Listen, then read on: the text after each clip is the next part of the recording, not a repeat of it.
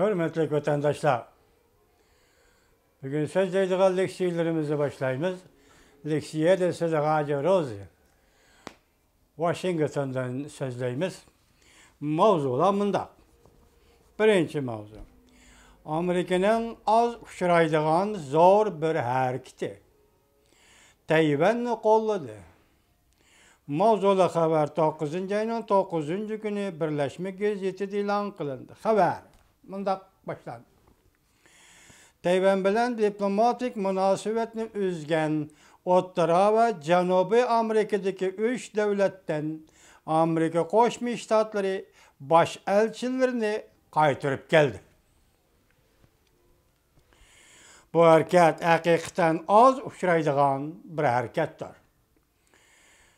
Belki Tayvan'da hakimiyet beşideki Demokratiya Terakkiyat Partisi nait güven mukamlı turgan haltını görüstüp muşarlıkta Tayvan'ga hükmürallık kılıp atkan hakimiyet beşideki Demokratiya Terakkiyat Partisi nait güven mukamlı turgan haltını görüstüp yukarı katlamda meselenin muhimliğine tanıp yetti. İhtiyat kılış gereklikini bildi. Kadem kademizde avaylap iş görüşüne başladı.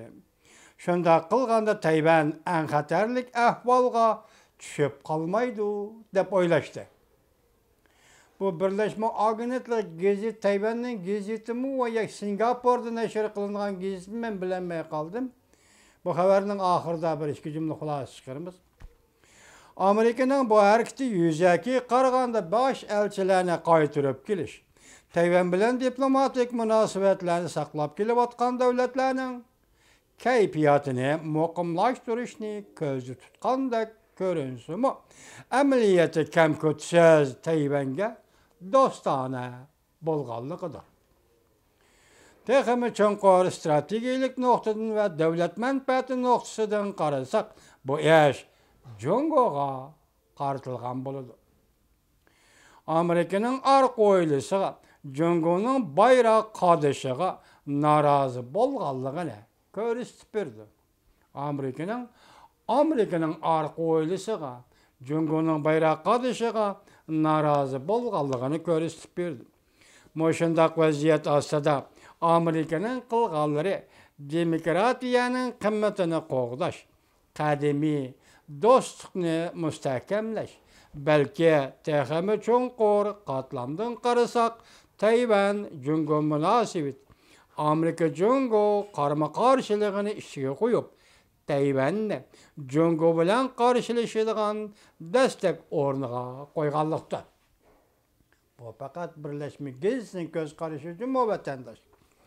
Texemi ilgirlep sözlesek Amerika bilen Jungo'nun münasibeti yamanlaşkan sırı Tayvan'ı şunca aldın sepke iştirip çıkarıp Tayvan dostluğu bayrağının ornuğa Jungo bilen karşılaşış bayrağını koyuyordu.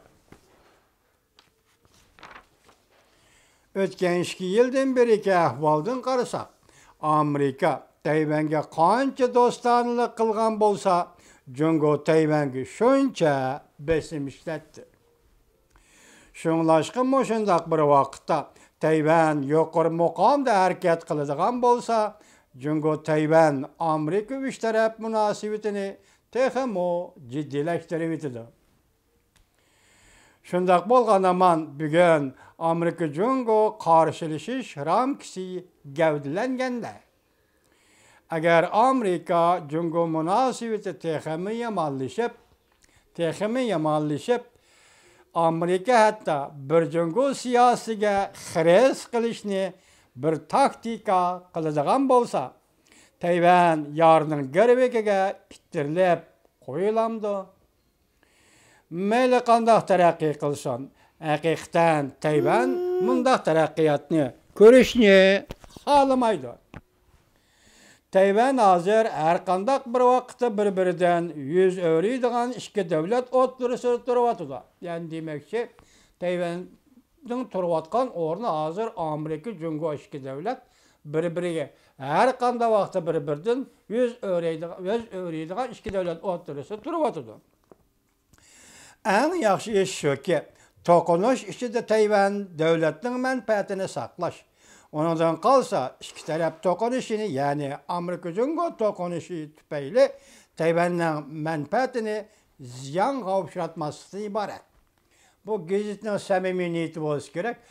Tayvanga munosabatli qoldi Amerika Qo'shma Shtatlar bilan Jungo munosabati agar to'qinish ichida turayotgan bo'lsa, Tayvanning o'zini saqlash, o'zining manfaatini qo'g'dash uchun, ziyonga uchratmasligi uchun to'qinishdan nari turish kerak va o'zini saqlashni bilish kerak. Bu qo'riq gap. Agar Amerika bilan Tayvan Amerika bilan Tayvan munosabatlik. Amerika-Jungo munosabatida o'zgarish bo'lgan bo'lsa, Tayvan betaraf tura olmayman, nari tura olmayman, yo'q deyalayman deydigan o'rinda emas. Birlashma gazetining muxbiri va tahriri. Siz nasihat qilyapsiz Tayvanga? Abiyatish bo'lsin, hech yo'l bilan bo'lsin ish, lekin siz Tayvan o'zini saqlash kerak. Amerika-Jungo to'qinishdan nari turish kerak va qo'riq gap bo'ladi. Agar siyosiy manfaatini o'ylashib, Amerika-Jungo to'qinishi ishiga kirib qoladigan bo'lsa, Tayvan deydi.